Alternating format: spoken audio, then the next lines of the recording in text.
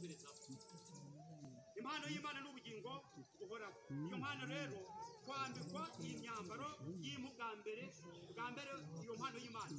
Adamu amaze gukora icyaha yambaye bwa busa, Imana yamuhaye imyambaro y'impu.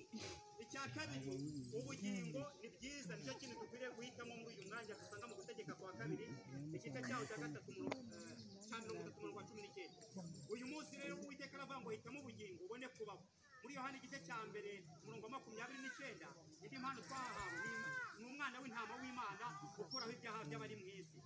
Igikurikiyeho uwo ntama w'Imana ikuraho ibyaha by'abari mu isi, niyo mpano none yarasobanuwe igaragaza ko ari Yesu Kristo cyangwa Yesu Kristo. Haleluya.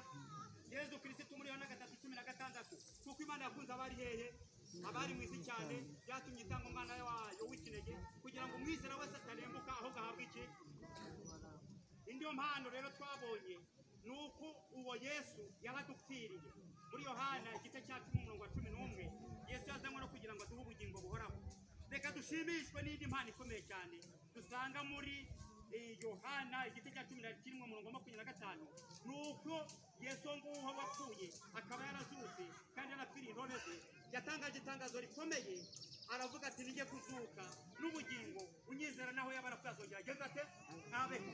Haleluya. Imana ishimwe cyane. Niyo yonyine ifite ubugingo bwacu mu biganza byayo.